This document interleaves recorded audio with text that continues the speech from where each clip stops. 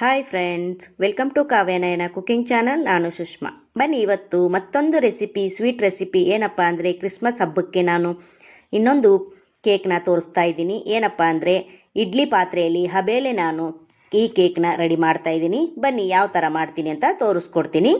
ನೋಡಿ, ಒಂದು ಮಿಕ್ಸಿಂಗ್ ಬೌಲ್ನ ತಗೊಂಡಿದ್ದೀನಿ. ಅದಕ್ಕೆ ನಾನು ಅರ್ಧ ಕಪ್ಪಷ್ಟು ಮೊಸರನ್ನ ಸೇರಿಸ್ತಾ ಇದ್ದೀನಿ. ನೋಡಿ, ನಾನು ಟೀ ಕುಡಿಯೋ ಗ್ಲಾಸಲ್ಲಿ ನಿಮಗೆ ಅಳತೆ ಮಾಡಿ ತೋರಿಸ್ತಾ ಇದ್ದೀನಿ.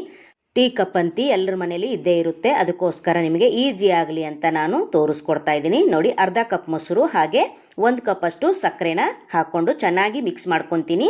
ಇಲ್ಲಿ ಚೆನ್ನಾಗಿ ನಾವು ಸಕ್ಕರೆನ ಕರಗಿಸ್ಕೋಬೇಕು, ಕ್ರೀಮಿಯಾಗಿ ನಾವು ರೆಡಿ ಮಾಡ್ಕೋಬೇಕು. ನೀವು ಮಿಕ್ಸಿ ಜಾರಲ್ಲೂ ಕೂಡ ಹಾಕೋಬಹುದು.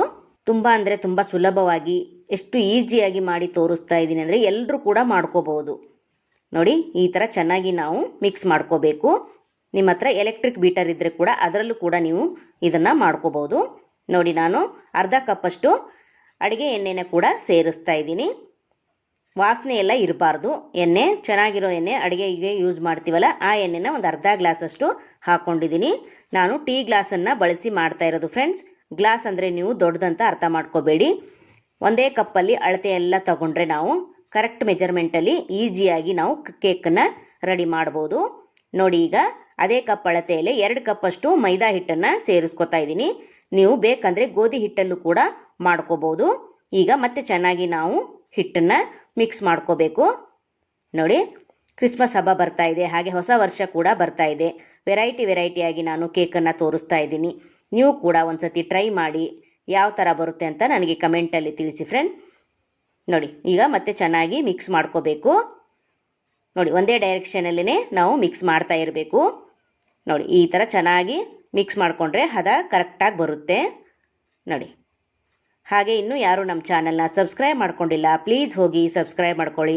ಬೆಲ್ ಐಕನ್ನ ಪ್ರೆಸ್ ಮಾಡಿ ಆಲ್ ಅನ್ನೋ ನೋಟಿಫಿಕೇಷನ್ನ ಸೆಲೆಕ್ಟ್ ಮಾಡಿಕೊಂಡ್ರೆ ನಾವು ಹಾಕೋ ವಿಡಿಯೋ ಎಲ್ಲ ಮೊದಲು ನಿಮಗೆ ಬರುತ್ತದೆ ಫ್ರೆಂಡ್ಸ್. ಆಗ ಎಲ್ರಿಗಿಂತ ಮುಂಚೆ ನೀವೇ ನೋಡ್ಬೋದು. ನೋಡಿ, ಇವಾಗ ಅದೇ ಗ್ಲಾಸ್ ಅಳತೆಯಲ್ಲೇ ಅರ್ಧ ಗ್ಲಾಸಷ್ಟು ಹಾಲನ್ನು ತಗೊಂಡಿದ್ದೀನಿ. ಆದರೆ ನಾನು ಸ್ವಲ್ಪನೇ ಹಾಕೋತಾ ಇದ್ದೀನಿ. ಆದರೆ ಇಲ್ಲಿ ಅರ್ಧ ಗ್ಲಾಸ್ ಫುಲ್ಲು ಹಾಲು ನಮಗೆ ಯೂಸ್ ಆಗುತ್ತೆ. ನೋಡಿ, ಒಂದೇ ಸತಿ ಹಾಕಿದ್ರೆ ನಿಮಗೆ ಅಳತೆ ಗೊತ್ತಾಗಲ್ಲ ಅಂತ ಸ್ವಲ್ಪನೇ ಹಾಕ್ಕೊಂಡು ನಾನು ತೋರಿಸ್ಕೊಡ್ತಾ ಇದ್ದೀನಿ. ಎಲ್ಲ ನಾವು ಟೀ ಗ್ಲಾಸ್ ಅಳತೆಯಲ್ಲೇ ಹಾಕೋತಾ ಇರೋದು. ನೋಡಿ, ಈಗ ಮತ್ತೆ ಇನ್ನೊಂದು ಸ್ವಲ್ಪ ಹಾಲನ್ನು ಹಾಕ್ಕೊತೀನಿ. ಮತ್ತೆ ಒಂದು ಸತಿ ಮಿಕ್ಸ್ ಮಾಡ್ಕೊಳ್ಳೋಣ. ಒಂದೇ ಡೈರೆಕ್ಷನಲ್ಲೇ ಮಾಡಬೇಕು ಫ್ರೆಂಡ್ಸ್, ಇಲ್ಲಾಂದರೆ ಕೇಕು ಚೆನ್ನಾಗಿ ಬರಲ್ಲ, ಅದಕ್ಕೋಸ್ಕರ. ನೋಡಿ, ಹಾಗೆ ಇನ್ನೂ ಯಾರು ನಮ್ಮ ಚಾನಲ್ನ ಸಬ್ಸ್ಕ್ರೈಬ್ ಮಾಡದೆ ನೋಡ್ತಾ ಇದ್ದೀರಾ, ಪ್ಲೀಸ್ ಸಬ್ಸ್ಕ್ರೈಬ್ ಮಾಡಿ ನೋಡಿ. ಹೊಸಬ್ರು ಯಾರಾದರೂ ಇದ್ದರೆ ಅವರು ಕೂಡ ನಮಗೆ ಸಪೋರ್ಟ್ ಮಾಡಿ ಸಬ್ಸ್ಕ್ರೈಬ್ ಮಾಡ್ಕೊಂಡು ವಿಡಿಯೋ ನೋಡಿ ಅಂತ ಕೇಳ್ತಾ ಇದ್ದೀನಿ ಫ್ರೆಂಡ್ಸ್. ಹಾಗೆ ಎಲ್ಲೂ ಕೂಡ ವಿಡಿಯೋನ ಸ್ಕಿಪ್ ಮಾಡದೆ ಪೂರ್ತಿಯಾಗಿ ನೋಡಿದ್ರೆ ನಿಮಗೆ ಕರೆಕ್ಟಾಗಿ ನಾನು ಯಾವ ಥರ ಮಾಡಿದ್ದೀನಿ ಅಂತ ನಿಮಗೆ ಗೊತ್ತಾಗುತ್ತೆ. ನೋಡಿ, ಇವಾಗ ಚೆನ್ನಾಗಿ ಹಾಲು ಹಾಕಿ ನಾನು ಮಿಕ್ಸ್ ಮಾಡ್ತಾ ಇದ್ದೀನಿ.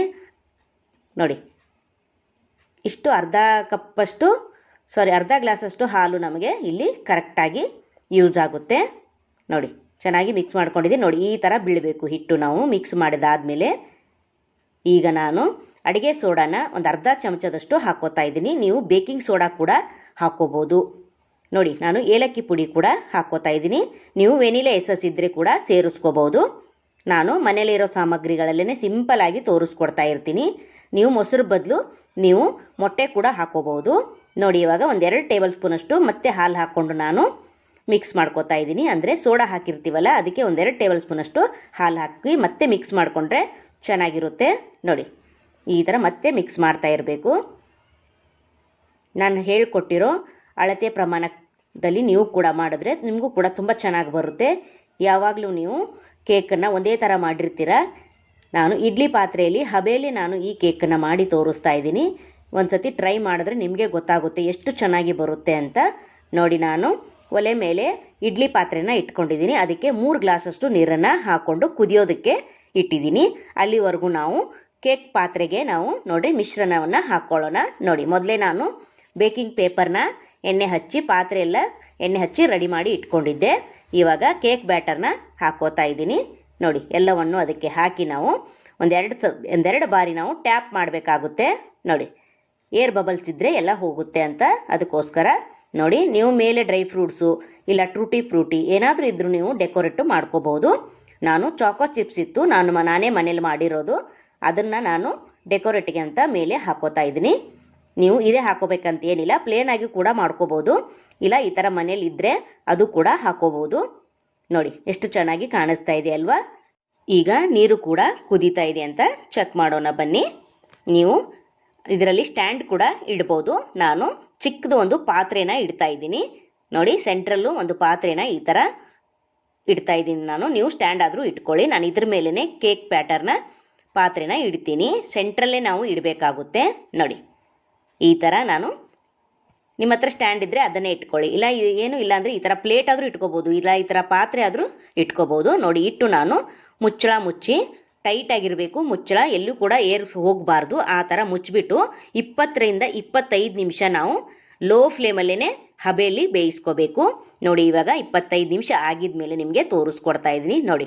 ಸೂಪರ್ ಅಲ್ವಾ, ಎಷ್ಟು ಚೆನ್ನಾಗಿ ಕಾಣಿಸ್ತಾ ಇದೆ ನೋಡಿ ಫ್ರೆಂಡ್ಸ್. ಈಗ ನೋಡಿ ಒಂದು ಕಡ್ಡಿನ ಹಾಕಿಬಿಟ್ಟು ನಾನು ನೋಡ್ತಾ ಇದ್ದೀನಿ. ಕಡ್ಡಿಗೆ ಹಿಟ್ಟು ಅಂಟಿದ್ರೆ ಇನ್ನೂ ಒಂದು 5 ನಿಮಿಷ ನಾವು ಬೇಯಿಸ್ಕೋಬೇಕು. ನೋಡಿ ಕಡ್ಡಿಗೆ ಸ್ವಲ್ಪ ಕೂಡ ಅಂಟ್ತಾ ಇಲ್ಲ ಅಂದರೆ ಪರ್ಫೆಕ್ಟಾಗಿ ನಮಗೆ ಕೇಕು ರೆಡಿಯಾಗಿದೆ ಅಂತ ಅರ್ಥ. ನೋಡಿ ನೀವು ಒಂದು ಸತಿನೂ ಈ ಥರ ಕೇಕು ಮಾಡಿರಲ್ಲ, ಹಾಗೆ ತಿಂದಿರಲ್ಲ ಕೂಡ. ಈಗ ಒಲೆನ ಆಫ್ ಮಾಡಿಕೊಂಡು ನಾನು ತಣ್ಣಗಾಗಲು ಬಿಡ್ತೀನಿ ಒಂದು 10 ನಿಮಿಷ. ನೋಡಿ ಕೇಕು ತಣ್ಣಗಾಗಬೇಕು. ತಣ್ಣಗಾದ್ಮೇಲೆ ನಾವು ಕಟ್ ಮಾಡಬೇಕಾಗುತ್ತೆ. ಮಕ್ಕಳು ಕೇಳ್ತಾರೆ ಅಂತ ಬಿಸಿ ಇರುವಾಗಲೇ ಕಟ್ ಮಾಡಬೇಡಿ, ಚೆನ್ನಾಗಿ ಬರಲ್ಲ, ಅದಕ್ಕೋಸ್ಕರ. ನೋಡಿ ಇವಾಗ ತಣ್ಣಗಾಗಿದೆ. ಈಗ ಚಾಕುವಿನ ಸಹಾಯದಿಂದ ನಾನು ನೋಡಿ ಈ ಥರ ನಾನು ಸೈಡೆಲ್ಲ ಬಿಡಿಸ್ಕೊತೀನಿ ನೋಡಿ. ಸೂಪರ್. ಈಗ ಒಂದು ಪ್ಲೇಟಿಗೆ ನಾನು ಈ ಕೇಕ್ನ ಹಾಕ್ಕೊತೀನಿ ನೋಡಿ. ಒಂದೆರಡು ಸತಿ ಈ ಥರ ಮಾಡಿದ್ರೆ ಅದಾಗದೇ ಕೇಕು ನೋಡಿ ಎಷ್ಟು ಚೆನ್ನಾಗಿ ಪ್ಲೇಟಿಗೆ ಬಂದುಬಿಡುತ್ತೆ ಅಂತ ನೋಡಿ. ಒಂದೆರಡು ಸತಿ ಟ್ಯಾಪ್ ಮಾಡಿದ್ರೆ ಸಾಕು.